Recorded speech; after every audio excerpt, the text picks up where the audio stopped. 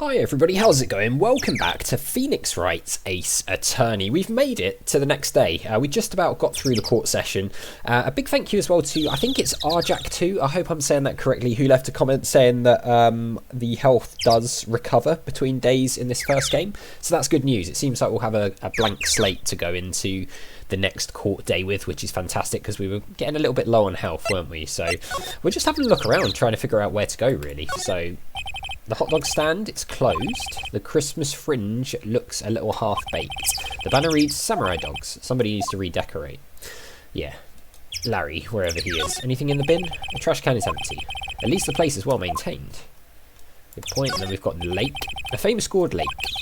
Its green waters stretch out on both sides. It's a pretty big lake, really. It'd be quite cool. I don't know if this will happen, but it'd be quite cool if we were to see Gordy at some point, or something that looks like Gordy at some point in this case. That would be quite nice.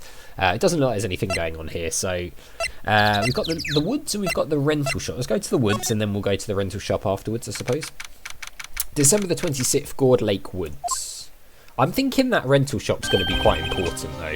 I don't know if like we're going to meet somebody there or there's going to be a piece of evidence in the shop, but given that we've been there and nothing's happened yet, I'm thinking there's going to be something key to the case there. Anyway, we'll get onto that at some point. Hey, Detective Gumshoe. Hey, pal. The trial today, yeah, Yes? What about the trial? Well, I was going to say good show, but it wasn't really all that. Though you did save Mr. Edgeworth, I guess. I just wasn't sure how to thank you, you know? Thanks. Okay, let's have a look around before we chat with him. I don't think Lotta takes very good care of her SUV. It's covered with dents. I can't believe anyone would drive their car down here. I mean, it makes it easier though, right? I wonder why she brought a camping cooker with her. There's a convenience store right up the street. I guess she wanted to get out into the outdoor spirit. I mean, yeah, being outside and camping and stuff is quite cool. I mean, I know it says no camping there, but you know.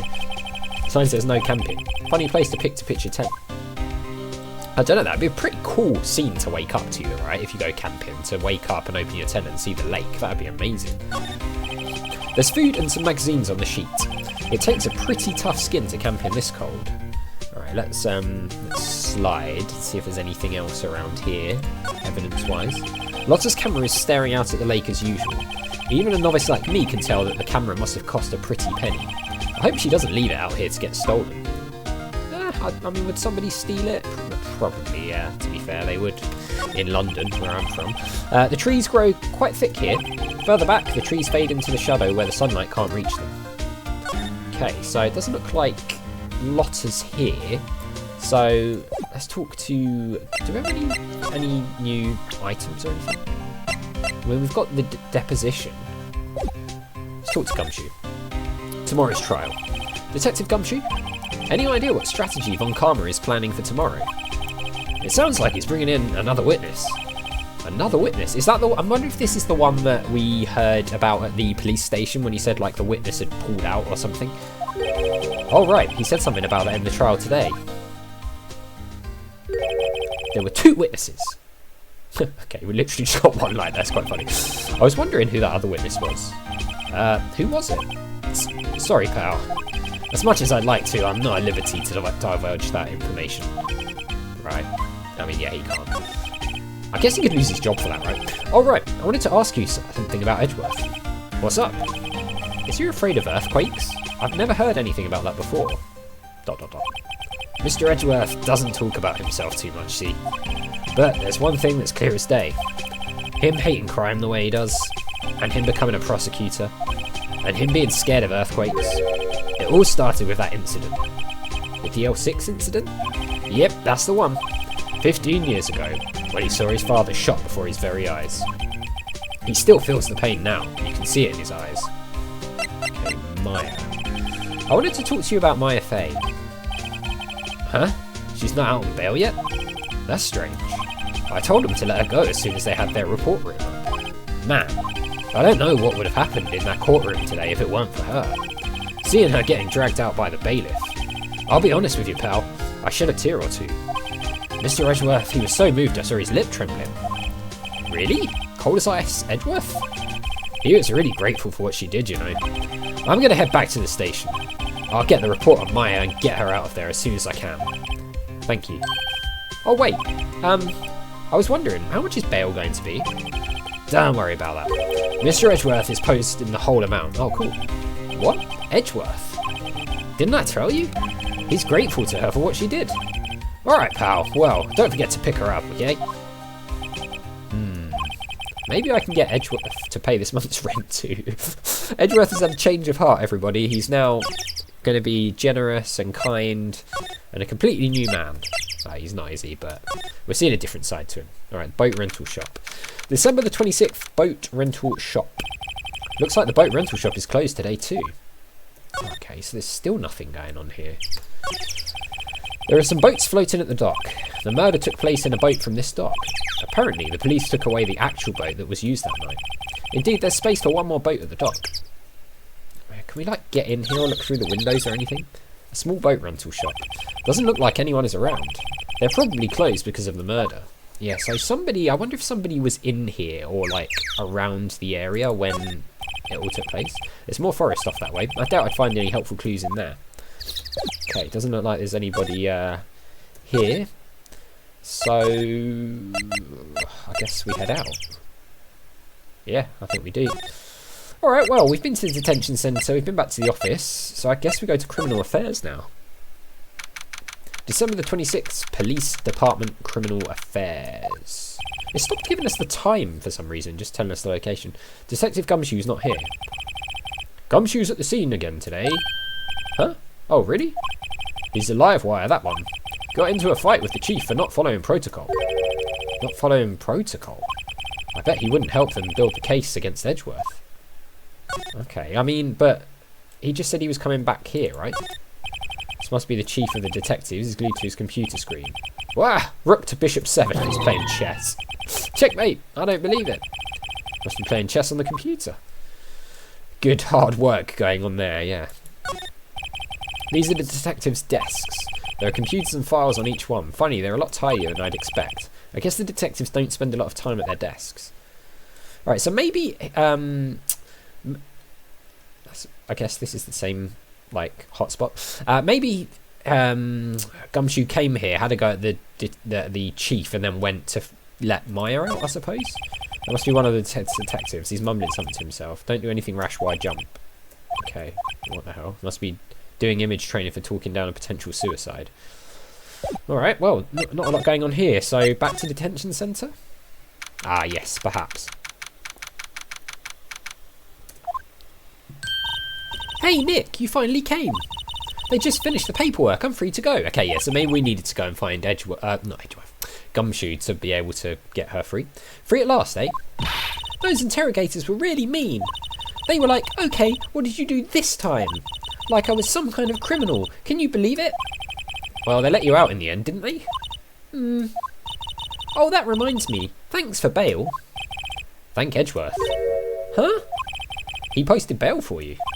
Said he was grateful for what you did. Mr. Edgeworth did that? ... I have to make it up to him. We've got to win this case, Nick. Yeah, we probably have got to. Alright. What to do? What do you think we should do next? We're kind of lacking in the clues department. We could go to the park and look for Gourdy. ... I was kidding. Still, if there are any clues out there, the park's as good as bet as any. What do you say? Should we head down there? I mean, we've just been there, but maybe something's changed. Sure.